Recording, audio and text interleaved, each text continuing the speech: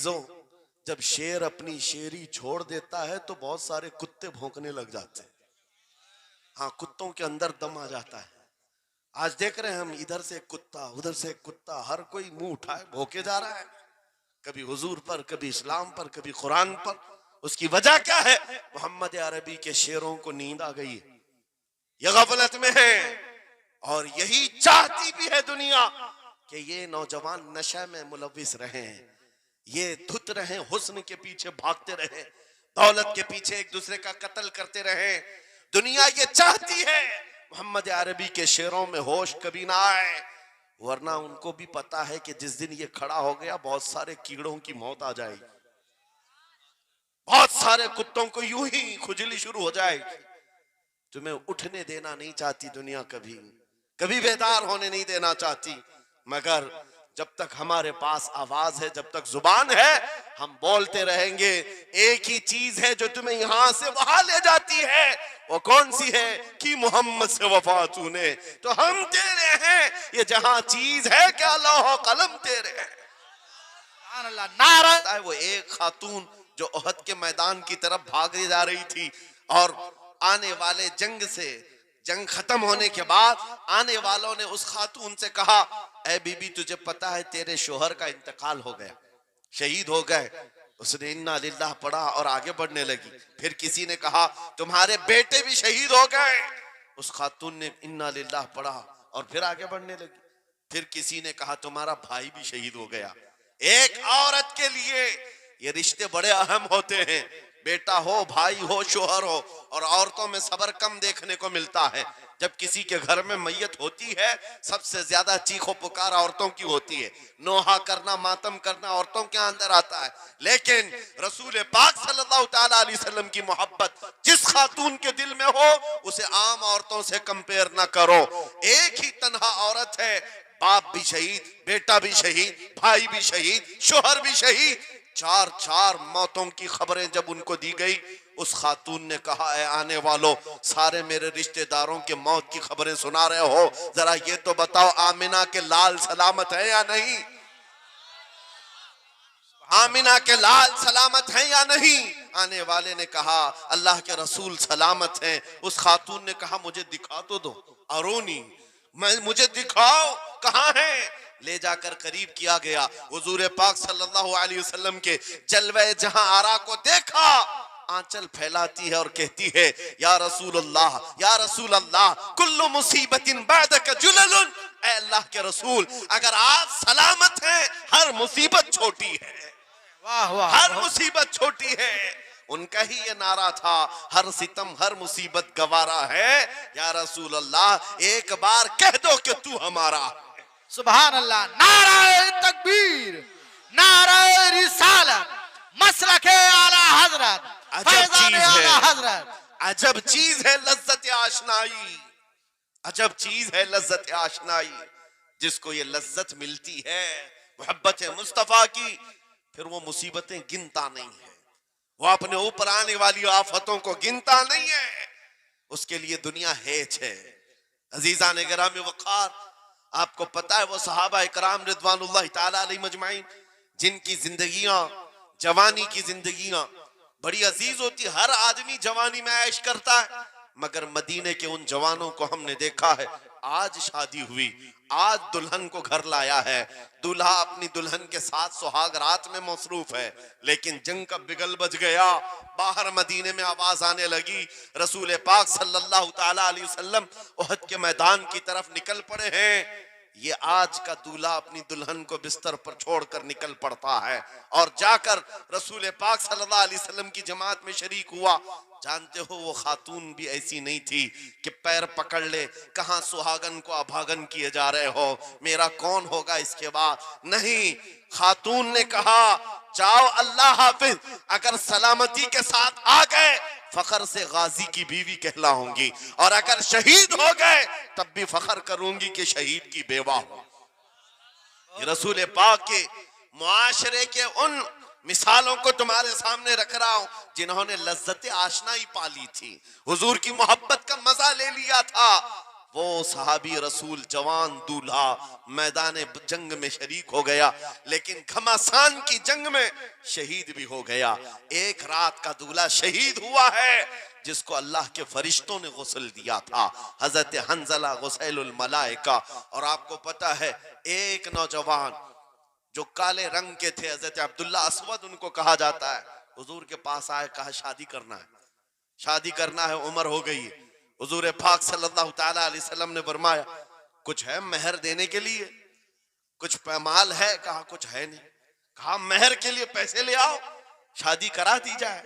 और उसके बाद उन्होंने इधर उधर किया, फिर हुजूर ने ही उनके लिए माल जमा करने का इंतजाम किया। हजरत उस्मान गनी के जरिए से उनको माल दिया गया, पैसा दिया गया, कहा जाओ घर को बना लो, सामान ले आओ और मेहर के पैसे जुटा लो, शादी का सामान खरीदो, मदीने की अंसार की किसी बेटी से तुम्हारा निकाह हो जाएगा। वो नौजवान अब्दुल्ला असवद गरीब सहाबी, गरीब सहाबी और काले रंग के थे। उन्होंने शादी का सामान खरीदने के लिए माल तो जुटा लिया, बाजार में थे, ऐलान हो गया अल्लाह के रसूल सल्लल्लाहु अलैहि वसल्लम जंग में तशरीफ ले जा रहे हैं। अचानक मुशरिकीन का हमला हुआ।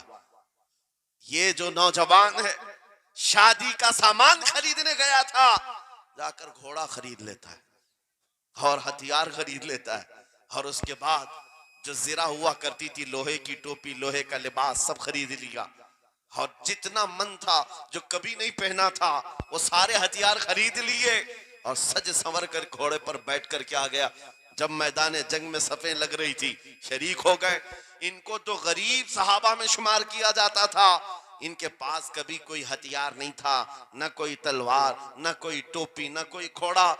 सहाबा उनकी तरफ देखकर समझते हैं कोई बड़ा पहलवान होगा हम में से जिसको हम नहीं जानते। लेकिन जब जंग में वो अड़ गया था, बड़े बड़े शेरों के पैर उखड़ने लग गए थे। नबी पाक सल्लल्लाहु अलैहि वसल्लम ने ऐन दोपहर के वक्त सहाबा से पूछा कौन है ये जो लड़ रहा है, ये बथले जलील कौन है? ये चेहरा भी छुपा हुआ है, पूरी लोहे की टोपी पहना हुआ है, पूरा जिस्म भी छुपा हुआ है, कीमती लिबास है इसके ऊपर। सहाबा इधर से उधर से देख रहे हैं, कहा हम में से तो नहीं है ये, कोई बाहर से आया हुआ लगता है। हुजूर मुस्कुरा कर कहते हैं मेरा अब्दुल्ला असवद है, जिसको शादी के पैसे दिए थे, जाकर इसने जंग का सामान खरीद लिया है। और हुजूर पाक देखकर मुस्कुराने लगे। शाम से पहले उसी अब्दुल्ला असवद की शहादत भी हो गई, वो शहीद हो गए मैदान जंग में।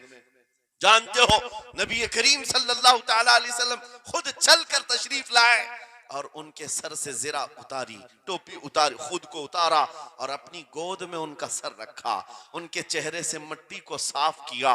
सहाबा कहते हैं इस किस्मत पर कुर्बान जाए, हुजूर की गोद में उनका सर देख करके हमें रश्क होने लगा। फिर हुजूर फरमाते हैं मिनल मुमिनीन रिजालुन सदकु मा अहदुल्लाह अलैह, मोमिनीन में से कुछ बंदे ऐसे हैं जिन्होंने अल्लाह से किया हुआ वादा पूरा कर दिया है।